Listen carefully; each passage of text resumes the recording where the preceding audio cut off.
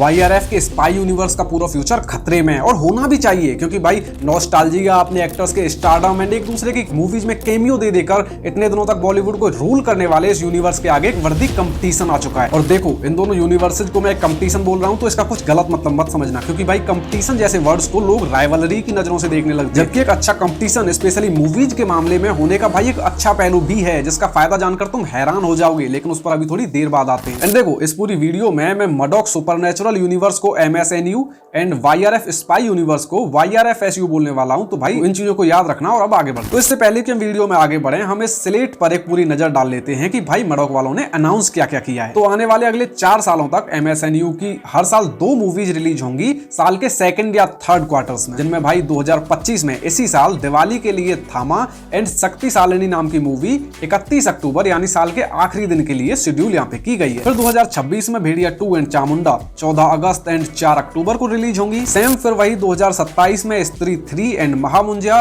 13 अगस्त and 24 दिसंबर को release होंगी। तो वहीं पे 2028 के लिए पहला महायुद्ध एंड दूसरा महायुद्ध नाम की मूवीज क्रमशः 11 अगस्त एंड 18 अगस्त को रिलीज होने के लिए शेड्यूल यहाँ पे की गई है। जहां इस स्लेट में भाई कुछ लूप होल्स तो मुझे अभी से नजर आ रहे हैं, which can even cause delays for some movies, लेकिन उन पर अभी हम थोड़ी देर बाद बात करेंगे। अभी के लिए नजर डाल लेते हैं YRFSU की मूवीज पर कि अगले कुछ आने वाले सालों में उनके पास क्या है हमारे सामने पेश करने की। तो इसी साल 2025 में 14 अगस्त को रिलीज होगी वॉर 2, जिसे डायरेक्ट कर रहे हैं अयान मुखर्जी एंड ये मूवी अभी भी फिल्मिंग स्टेज में ही है। फिर इसी साल 25 दिसंबर 2025 को आलिया भट्ट एंड सरवरी की अगली मूवी अल्फा को अनाउंस कर दिया गया है एंड ये भी अभी फिल्मिंग स्टेज में ही है, बट इस मूवी की हाइप बनाने के लिए इसमें ऋतिक रोशन का कैमियो भी यहाँ पे कंफर्म किया गया है। अब अगर हम इन दोनों यूनिवर्सेस के पास्ट को ओवरव्यू करें, जो कि भाई देखो हम उन मूवीज से स्टार्ट करेंगे जहां से ये यूनिवर्स स्टार्ट हुए। YRF का स्पाई यूनिवर्स पठान से शुरू हुआ था एंड MSNU शुरू हुआ था भेड़िया से। बाकी पिछली मूवीज तो इस यूनिवर्स का पार्ट बना ली गई थी एक अच्छी अपॉर्चुनिटी देखकर। तो जब से यूनिवर्सेस स्टार्ट हुए हैं तब से इनका बेसिक अप्रोच जो रहा है ऑडियंसेस को गैदर करने का,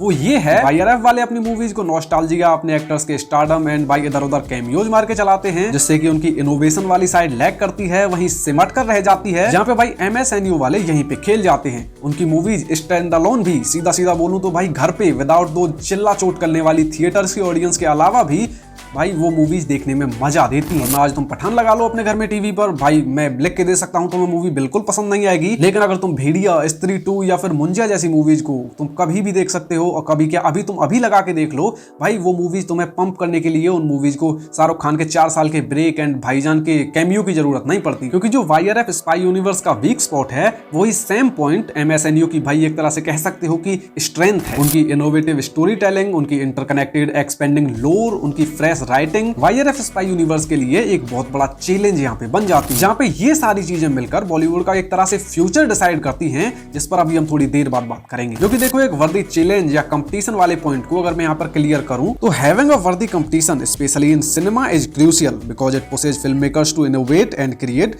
बेटर कंटेंट। जब सामने वाला आपसे अच्छी मूवीज बनाता है तो आपको भी अपना गेम इंप्रूव करना पड़ता है, आपको अपने आप को पुश करना पड़ता है, ये कोशिश करनी पड़ती है कि आप उनसे भी अच्छा कुछ बना सको। फॉर एग्जाम्पल 90s में जब बॉलीवुड में जब शाहरुख, सलमान एंड आमिर खान जब अपने अपने यूनिक स्टाइल्स के साथ कंपटीशन में थे, तभी इंडस्ट्री को DDLJ, लगान एंड बजरंगी भाईजान जैसी आइकॉनिक मूवीज मिली थी। सेम हॉलीवुड से भी तुम मार्वल एंड DCU का भाई एग्जांपल यहां पर ले सकते हो। इवन अभी जब अपनी सदर्न इंडिया की मूवीज बाहुबली, KGF 2 एंड RRR ने भाई धमाका मचाया था, तो बॉलीवुड प्रोडक्शन हाउसेज ने भी अपने production values and story telling में इंप्रूवमेंट किए थे and as a result of it हमें एनिमल, ब्रह्मास्त्र एंड दंगल जैसी मूवीज देखने मिली। In short, competition ensures that भाई mediocrity doesn't thrive and viewers gets the best cinematic experience and that's the beauty of having a worthy competition। and अब जब MSNU भाई YRF के सामने एक वर्दी कंपटीशन की तरह खड़ा हो चुका है, तो YRF वालों को भी अपने फ्यूचर प्रोजेक्ट्स में मेजर इंप्रूवमेंट्स करने पड़ेंगे। सिर्फ शाहरुख, सलमान के stardom and cameos and nostalgia के इस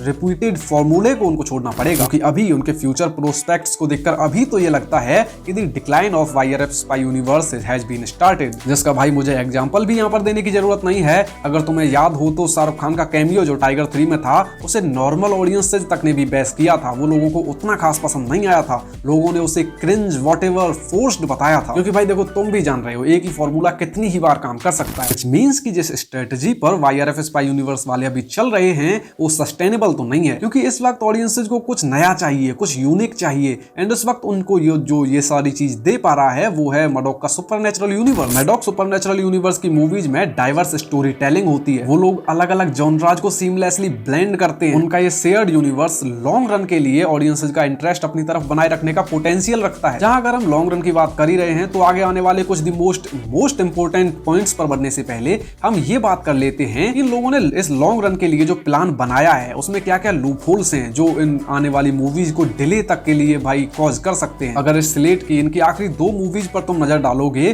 तो पहला महायुद्ध एंड दूसरा महायुद्ध के रिलीज डेट के बीच में सिर्फ 2 महीने 7 दिन का फर्क है, जो कि वैसे तो काफी इंटरेस्टिंग पॉइंट की तरफ इशारा करता है, जो MSNU के फ्यूचर को और हमारी इस बात पर मोहर लगा देता है, इस बात पर स्टैंप लगा देता है कि MSNU का स्पाई यूनिवर्स से अच्छा फ्यूचर होने वाला है। बट उस पर अभी हम थोड़ी देर बाद बात करेंगे। अभी तुम ये देखो कि भाई ये दोनों मूवीज इस यूनिवर्स की infinity war and end game होने वाली हैं। इन मूवीज की रिलीज डेट में सिर्फ 2 महीने का डिफरेंस, इन 2 महीने का गैप होना कोई सेंस नहीं बनाता, क्योंकि सेम ऐसा ही हम MCU में भी होते हुए देख चुके हैं जब उन्होंने Kang dynasty and secret Wars में 5-6 महीने का ही गैप सिर्फ रख दिया था। एंड भाई ये मैं सिर्फ पोलार्ड के उस केस में फंसने वाले सीन से पहले की बात कर रहा हूं, तो उन्हें भी अपनी वो मूवीज 1-2 साल के लिए डिले करनी पड़ गई थी। अगर तुम्हें समझ नहीं आ रहा है तो मैं बात कर रहा हूं इस वक्त 2022 के D23 एक्सपो में, जब केविन फाइगी ने अपनी Avengers Kang dynasty and Avengers secret Wars announce की। जहां पर मेरा मानना यहाँ पर ये पड़ता है कि अपने यूनिवर्स की 2 सबसे बड़ी मूवीज अपनी Avengers end game and Avengers infinity war के बीच में सिर्फ 2 महीने का गैप रखना कोई अच्छा सेंस नहीं बनाता। It's not a good choice and I am sure कि ये बात वो मडॉक सुपरनैचुरल यूनिवर्स वाले भी जान रहे होंगे। एंड भाई 99% चांसेस है, मुझे तो ये लगता है कि ये मूवी डिले तो होनी है। ठीक है, ये मूवी तुम्हें 2029 में ही देखने को मिल पाएगी। खैर, अब जब हम फ्यूचर की बात कर ही रहे हैं तो इस चीज पर भी एक नजर डाल लेते हैं कि मैं इतना श्योर शॉट कैसे बोल रहा हूं कि भाई MSNU का फ्यूचर YRF के स्पाई यूनिवर्स के फ्यूचर से ज्यादा बेटर है। इसका सीधा साफ रीजन यहां पर यह आता है कि MSNU वालों को उनका फ्यूचर, उनका एंड गोल पता है जिसकी तरफ वो मूव फॉरवर्ड कर रहे हैं। एंड YRF वालों का अभी भी कोई एंड गोल क्लियर नहीं यहां से नजर आता, विच मींस कि उनको अभी खुद नहीं पता कि उनको आगे इस यूनिवर्स को लेकर कहां जाना है। अगर पता होता तो वो अब तक ये चीज अनाउंस कर चुके होते। जहां MSNU का फोकस इस वक्त स्ट्रॉन्ग कंटेंट एंड अपनी unique story telling, unique themes पर है, वहीं YRF वाले अभी भी अपनी उस स्टार ड्रिवन रेलगाड़ी से नहीं उतरना चाहते। वहीं दूसरी तरफ अपने MSNU वाले अपने contemporary social issues and cultural elements की वजह से यंगर ऑडियंस से रिलेट कर पा रहे हैं। एंड इसी तरह की मूवीज तो होती हैं जो एक इंडस्ट्री का फ्यूचर डिसाइड करती हैं, क्योंकि जो मूवीज अब्रॉड यंगर ऑडियंसेस को अपनी तरफ अट्रैक्ट करती हैं, वही मूवीज इंडस्ट्री का एक तरह से कह सकते हो फेस बन जाती हैं, जिसका रिजल्ट तुम इस वक्त देख सकते हो। क्योंकि इस वक्त बॉलीवुड की most of the content driven movies ने स्टार ड्रिवन प्रोजेक्ट्स को भाई आउट परफॉर्म करना तो स्टार्ट कर ही दिया, जिसकी वजह से MSNU की वजह से हम बॉलीवुड में एक बार फिर से एक पोटेंशियल ऑफ इनोवेशन देख सकते हैं। क्योंकि इस तरह की मूवीज की सक्सेस दूसरे प्रोडक्शन हाउसेज को भी ऐसे ओरिजिनल एंड क्रिएटिव कंटेंट में इन्वेस्ट करने के लिए भाई प्रेरित यहाँ पर करती हैं। And that's why I am saying कि भाई Maddock supernatural universe might lead the future of Bollywood, not YRF का स्पाई यूनिवर्स। क्योंकि मडॉक के सुपरनैचुरल यूनिवर्स की approach could make their universe more successful and influential than YRF का स्पाई यूनिवर्स